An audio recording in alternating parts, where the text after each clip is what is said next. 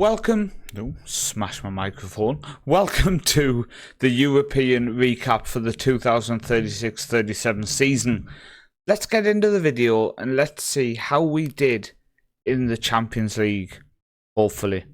I mean, hopefully you'd expect us to be in it, right? This is just an intro. You better believe it. Jesus, that was bad. Yep, welcome to the series. So welcome to the video, and in this video we are going to be recapping the European journey for us and other Norwegian sides, as well as having a look to see how the rest of the European run went, seeing what clubs won the Champions League, Europa League, Europa Conference League, and also having a look at our league rankings, etc. As well as also having a look at the winter transfers and our youth intake, which has also happened. So hopefully you are going to enjoy this video, and please make sure you let me know if you did.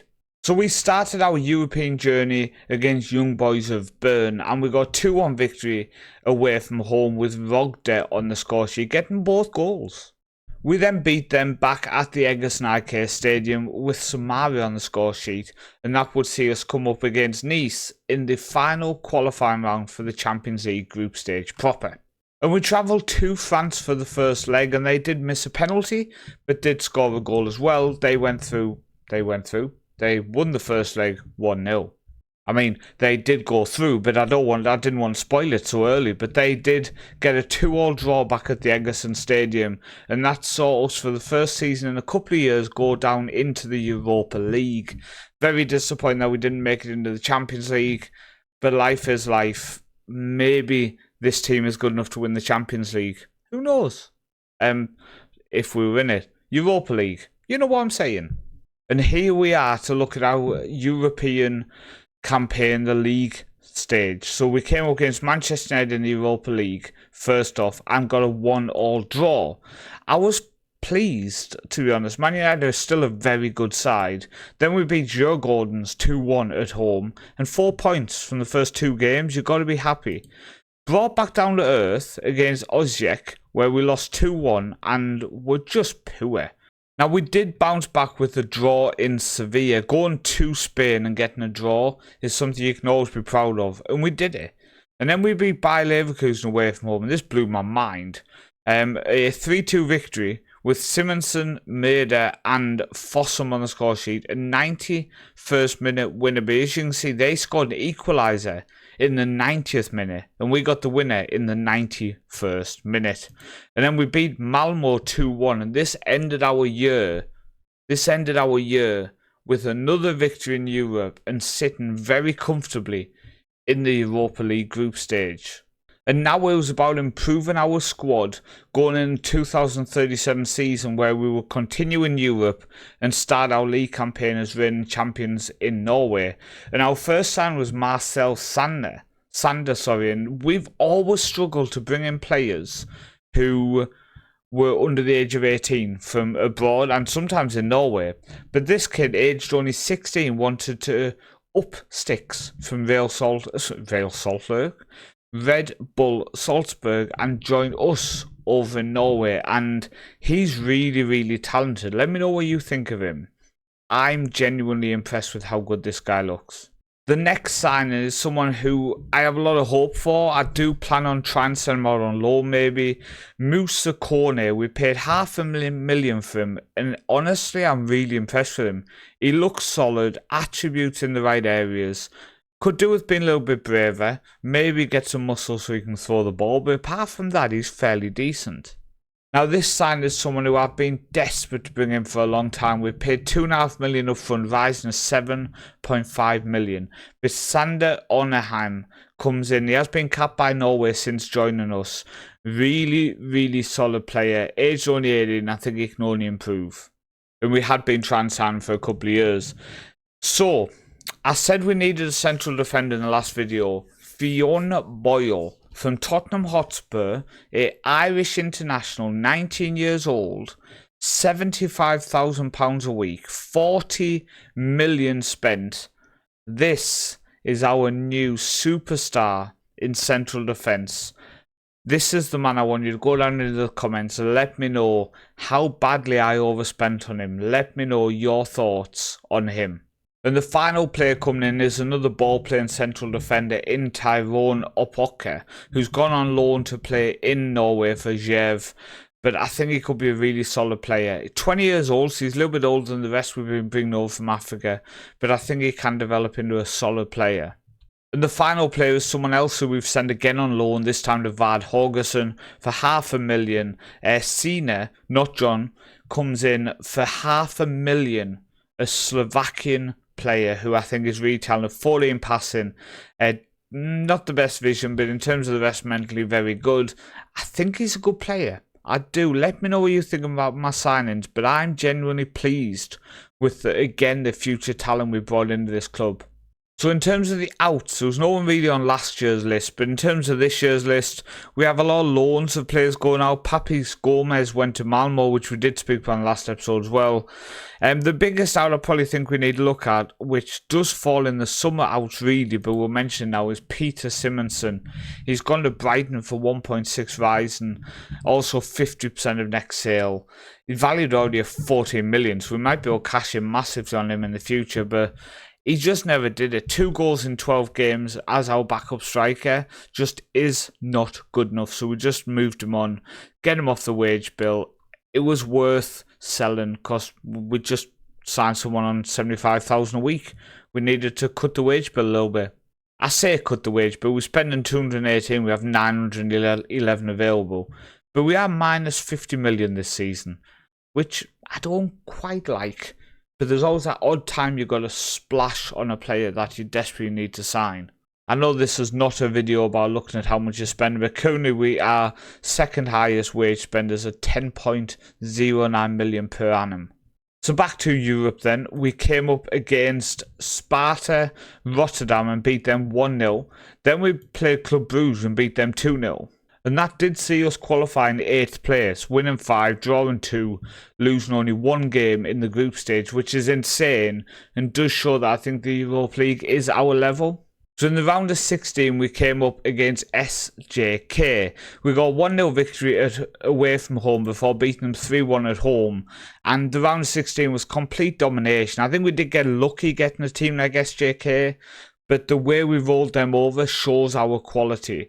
Unfortunately, if I remove the cover, we came up against Bayer Leverkusen in the next round, and the quarterfinals was as far as we went. We beat them 4-3 at home, which was a really tight game, but away from home we just collapsed. It was one of them games where your team just completely collapses, and it ended by Leverkusen 5, Egerson 1, and yeah, it was disappointing.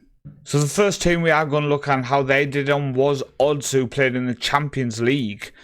Now first off, they played Fenerbahce and got a 4-0 win before drawing away to Celtic. And at that point I actually thought they've got a good chance this year. But then they got 4 defeats in a row. PSG, Arsenal, Salzburg and Valencia. Then after Christmas didn't get any better, losing to Real Madrid and Newcastle saw them go out in the group stage. Disappointing, only 4 points picked up for Odds in the Champions League. Next team look at is Rosenborg, who came up against Dynamo Zagreb in Europa League qualifying. They got a 2-0 defeat at home before getting through on the away leg on penalties after a 3-1 victory. They then came against Sparta Rotterdam and got beat 2-0 at home before drawing away from home. So both them games at home is where it costs them. That did see them go through to the Europa Conference League, and they only had 1 round to go through to get into the group stage. Coming up against Dynamo Kiev, they beat them 1-0 at home before losing away from home 1-0, but going through on penalties. And that saw them come up against Bohemians, Slaven Bratislava, Munster and Dynamo Zagreb before coming against Leo and Rapid Wien. As you can see, only losing 1 game for the rest of the year. They had a really good start to the Conference League. They came up against Lask in the knockout round and beat them 3-0, then 2-0 to go through 5-0 on aggregate to the quarterfinals. And at that point you're thinking they are looking really, really good this year.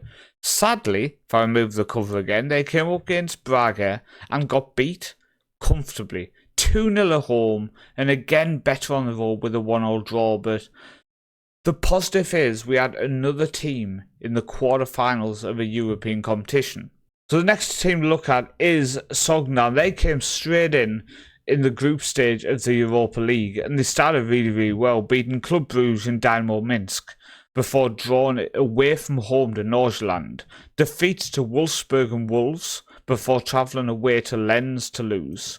And then after Christmas, they picked up a point at home to Galatasaray, and that actually saw them go through to the knockout rounds before losing to Man United. In the knockout rounds, unfortunately, they came against Sevilla, losing 3-2 at home and then 5-4 away from home. The odd goal in both games, but unfortunately, they just couldn't do. But again, another Norwegian team in the knockout rounds of European competition. Now, the final team to look at is Viking Stavanger, and unfortunately, they were the complete letdown of the lot.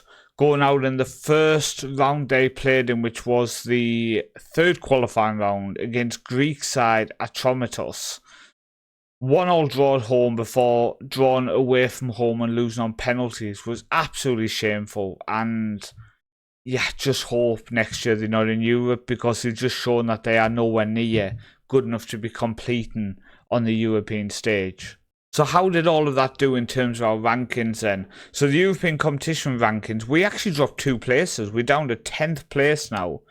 Dropped down below the Swedish Allsvenskan and also the Superliga from Turkey. So really disappointing there. We went the wrong way. In terms of us, we've moved to 14 places to the 19th best team in Europe.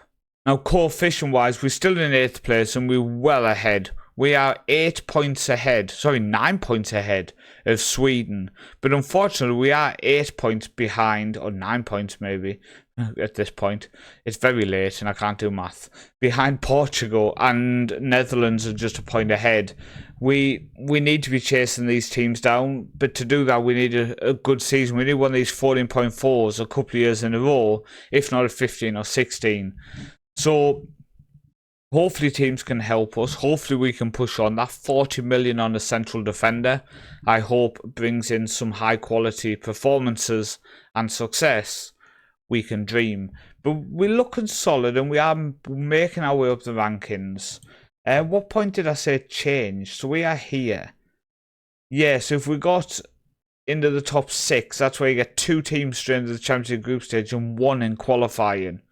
And then you get teams straight into the group stage Europa League if we go 1 spot. And a team in qualifying is this? What's this one here? Just says Europa League. Doesn't say at what point, where, or anything. I don't get it. And then you go down to only 1 team here in the 3rd qualifying round actually of the Conference League. So that would be nice as well. I find it mad that the English clubs, etc., have to qualify for the Conference League. I mean, that's crazy. But I think we're looking good. I think we're looking solid. We're pushing on. Our stadium has been expanded. It's now 16,500. It's just all looking positive. So I want to thank you for watching. No, I don't. I want to quickly check who actually won the European competitions. Done this quite a few times where I completely forget to show you things. So the Champions League was won by Manchester City, who beat Barcelona in the final. Leipzig won it the season before. I think we looked at that, but I'm just shocked still. Wolves won the Europa League, beating Feyenoord in the final. And Tottenham Sostad in the final of the Conference League, with Sostad winning it. So there's some really tough teams in the finals. Sostad and Tottenham, both good sides. Feyenoord, Wolves, good sides. And Barcelona City, good sides. It's a very, very tough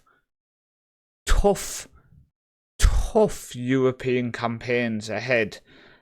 I don't know. Part of me would like to go in the Europa League again, but at the same time, I know there's some insanely hard teams in it. And if we can get to the quarterfinals of the Champions League, you just need that good draw and you can get to the semis. And then from the semis, you can push on. Now, in the next video, we are going to be showing you the fact that we are taking part in the Club World Cup. It's hosted in Norway, and as a host nation, you get a club put in. And because we are the reigning champions in Norway, we have been put in the Club World Cup. So all of our league fixtures have been moved, and we will be playing in the Club World Cup this summer. So join me in the next video, the end of season, and we'll throw in how we've done in the Club World Cup.